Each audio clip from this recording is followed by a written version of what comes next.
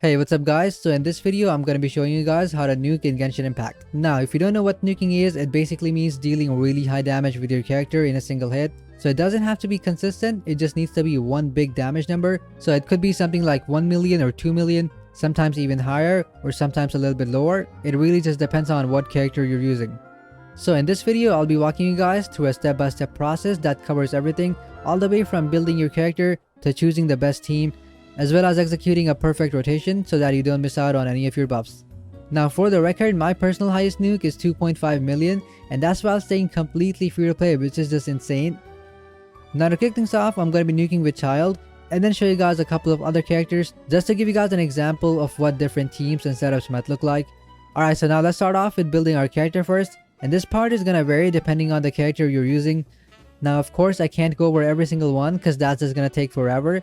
So here are some of the most important things to keep in mind when choosing your build.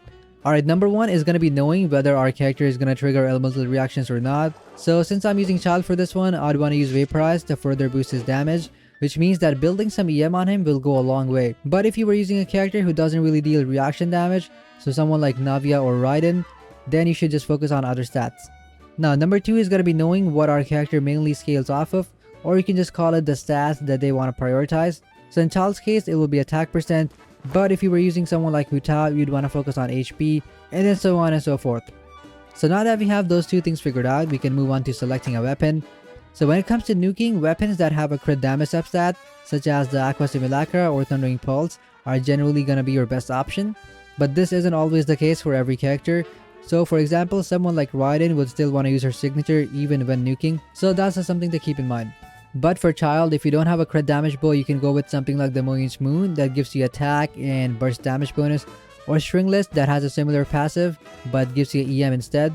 But since I have the Thundering Pulse, I'll just use that. So now that we know what weapon we're going to be using, we can finally move on to artifacts. Now different characters are going to use different artifacts, so if you're not really sure about which sets to use, then I just recommend looking it up, because the in-game recommendations aren't always the best choice for nuking. Alright, when speaking of Child, his best set is going to be the 4-piece Nims, but if you're like me who spent over 20,000 resin on that domain and didn't even get a decent 4-piece set, then you don't have to worry because a really good 2+2-piece set will oftentimes be just as good, if not better, depending on your substats. So in my case, since my Noblesse pieces have really good substats, I'll just go with 2-piece Noblesse paired with 2-piece Nims, but for you it might be Glad or Wanderers. It really just depends on which one has the best rolls. Now when it comes to picking substats, the priority is obviously going to be crit damage, and then in Child's case we would want to follow that up with EM and attack. But if you were using someone like Hu Tao, then you would want to go with EM and HP, and then attack and ER for someone like Raiden. As for the stance, this is again either going to be what our character scales off of, so in Child's case it will be attack percent, but if you are triggering elemental reactions you can also go with an EM stance. And since I know that my Child does better with an attack stance, I'll just go with that. So if you're not sure about which one to use, then I just recommend testing both of them out to find out which one does better for you. And then for the Goblet, you almost always want to stick to your character's element. So for Child, it will be Hydro damage bonus. But this isn't always the case with everyone. So for example, Raiden sometimes prefers an attack goblet over Electro. And then same thing with Farina, she will almost always prefer HP goblets over Hydro. So these are just some common examples of characters who aren't always built with damage bonus goblets. And now for the Circlet, this is always going to be crit damage with the same substat priority as every other piece. Another thing that I wanted to mention is that you should make sure that whatever talent you are nuking with is fully leveled up. That way you're not missing out on any potential damage, because the higher the talent level, the more damage you deal. Now if you take a look at my build, as you guys can see I have 282 crit damage, and I honestly could have gone with something even higher, but then it would have resulted in me having basically no crit rate. So I went with something a little bit more reasonable because I didn't want to spend the rest of my day on crit fishing. And I also have 142 EM and 1900 attack.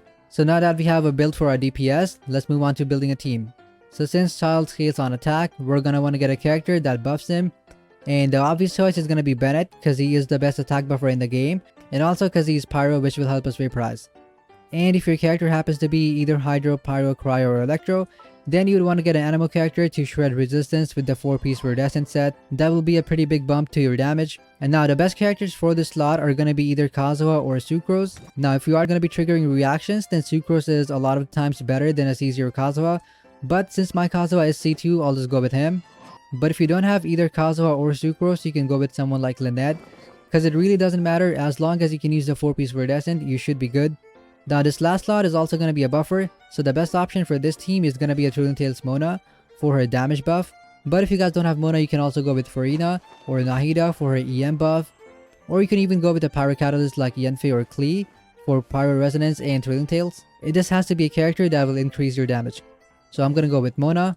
And now that we're done building the team, I'll quickly show you guys the builds for every single support. And now starting off with Bennett. So you always want to give Bennett the highest base attack sword you have. So in my case, it's Aquila. But if you guys don't have Aquila or Mist Splitter, you can go with something like the Skyward Blade or the Alley Flash, or you can even craft the Sapwood Blade. Now for his artifacts, I am using 4-piece instructors, and if your DPS is going to be triggering reactions, then this set is going to be really good. Now who uses this set is going to depend on your rotation, but for this first rotation that I'm going to show you guys, I'll give it to Bennett. And also make sure that your Bennett's burst is leveled up, because the higher his burst level, the more attack he will give you. As for Kazuha, all you want to do is stack a bunch of EM on him, give him an EM weapon, and a 4-piece Iridescent, and you should be good to go. His talent levels don't really matter. And as for Mona, if your DPS is attack scaling, then you want to give her the Trillion Tales Catalyst. You also want to make sure that she's either on the 4-piece Noblesse or Tenacity set. And then her burst should be level 10 to get the maximum damage bonus out of it. Alright, so those were my builds, and now I'm going to do a rotation and then break it down for you guys step by step. Alright, so before we get into the nuke, I just want to talk a little bit about food buffs and tell you guys which one's going to be the best for you.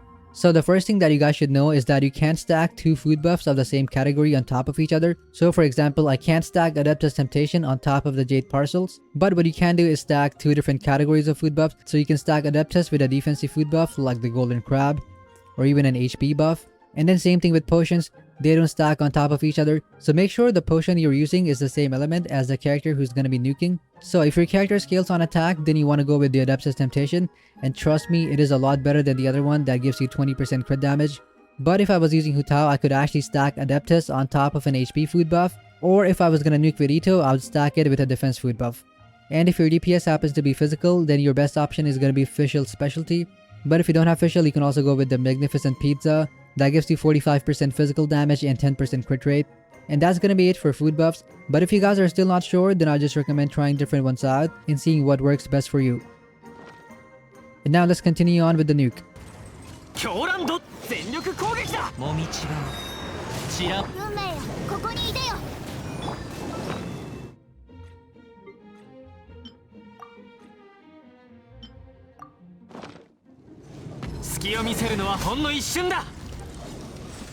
Okay, so for this first rotation, you want to start off by using Child Skill, and then quickly use Bennett's Burst to proc Instructors. And now, something to keep in mind is that Child Skill actually applies more Hydro than what Bennett can vaporize in a single instance.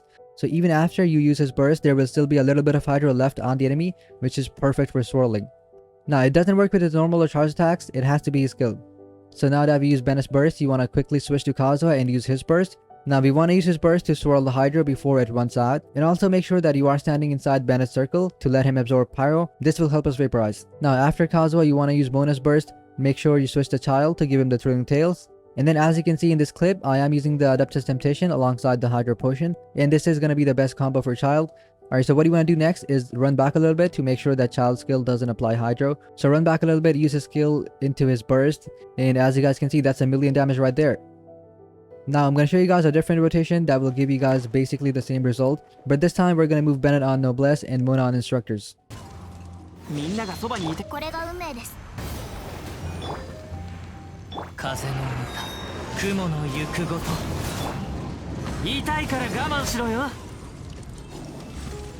Alright, so for this second rotation, you want to start off with Bennett's Burst. Make sure there is Pyro on the enemy, by the way, because we want Mona to trigger Vaporize for the Instructor set. So right after you use Mona's Burst, make sure you're switching to Child to give him the Trillion Tales. And then switch to Kazuha, infuse his Burst with Pyro. And then you quickly want to use his skill to swirl Hydro. And then switch to Child, use his skill, use his Burst. And it will result in basically the same damage. So yeah, these were just 2 different rotations that will get you the same result. Alright, so for this next nuke, I'm going to use D-Luke. So similar to Child, he's also attack scaling, which means we'll go with Bennett. And then we also want to get either Kazuha or Sucrose, so I'm just going to go with Kazuha again. And now for Diluc, we either want to go Melt or Vaporize, and so this is going to depend on your characters and constellations. So generally speaking, Melt does more damage than Vaporize for Pyro characters, but from my experience, Vaporizing with Mona is actually better than melting without C6 Diona. So if you guys don't have C6 Diona but have Mona, you should use Mona for Vaporize. But if you don't have Mona, then you should always go with a cryo character. So in this case, I'm going to go with Diona because my Diona is C6. But if you guys don't have C6 Diona, you can also try with someone like Charlotte and give her Thrilling Tales. So now let's take a quick look at everyone's builds. So for Diluc, I went with the Wolf's Gravestone. Now I believe Redhorn is actually slightly better unless you're activating Gravestone's passive. So that's just something to keep in mind. But if you guys don't have Gravestone, you can also go with something like the Luxurious Sea Lord or the Mail Flower. Again, anything that gives you a bunch of crit damage, attack, or EM should be a good option. Now for his artifacts, his best set is going to be 4-piece Crimson Witch. But since I don't have Crimson Witch, I just went with 2 Glad, 2 Noblesse. So this is what his stats look like: 44 crit rate, 221 crit damage, 173 EM, and 2.9k attack. So Bennett's build is going to be the same. You want to use the highest base attack weapon you have. And for this rotation, I'm going to use him on Instructors. Kazuha's build is also going to be the same. So 4-piece Iridescent, EM Sword, and then a whole bunch of EM. Now as for Diona, if you guys have the LEG for the end, it is going to be your best option. But if you guys don't have it, you can just use any other bow. For her artifacts, you want to be on 4-piece Noblesse. And then Constellation 6, this will give us 200 EM when we're standing inside her burst with more than 50% HP. And her talent levels don't really matter.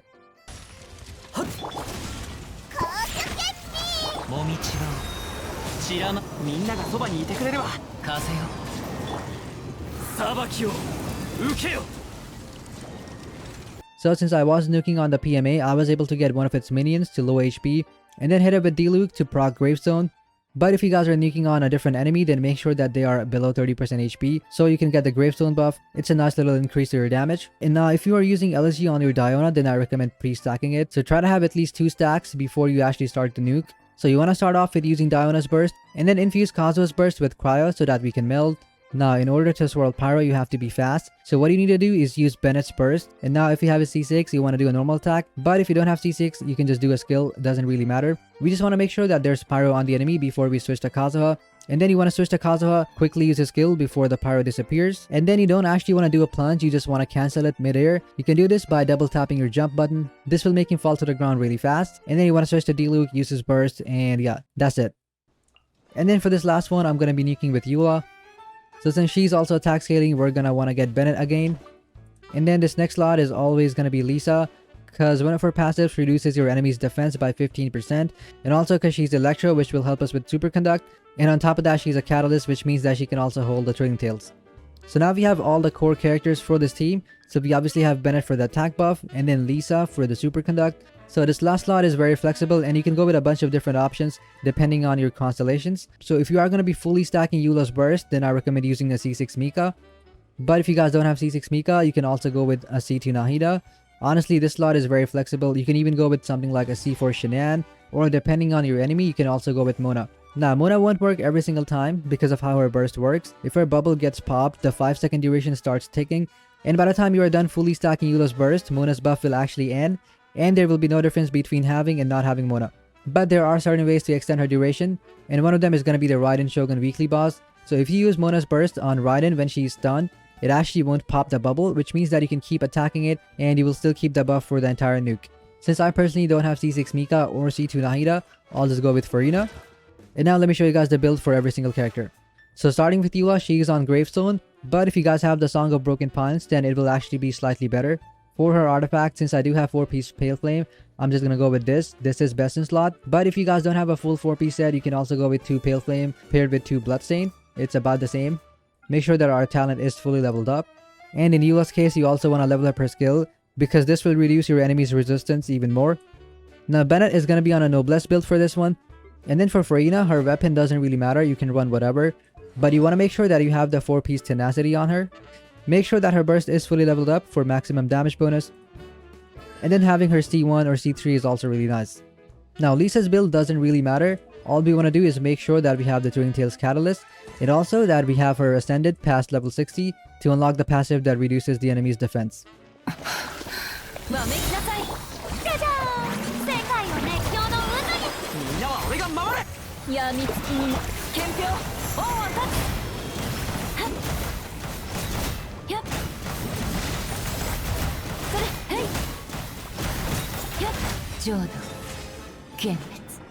Alright, so if you are nuking on someone like Raiden or Scaramouche, you want to make sure that they enter their stun phase, and then you want to tap Eula's skill to get a Grimheart stack. Now this rotation will be a little different depending on your supports, but since I was using Farina, I want to use her skill and then instantly burst, and then switch to Bennett, use his burst. And then if you are using Farina, you want to make sure that your characters are low HP, so you can heal them and get fanfare. Right after Bennett, you want to burst with Lisa, and then instantly do a Eula burst to give her the Twirling Tails. Now the most optimal combo for stacking Eula's burst is 4 normal attacks, and now you want to hold her skill and wait until you see the physical damage from her passive, and then follow that up with more normal attacks.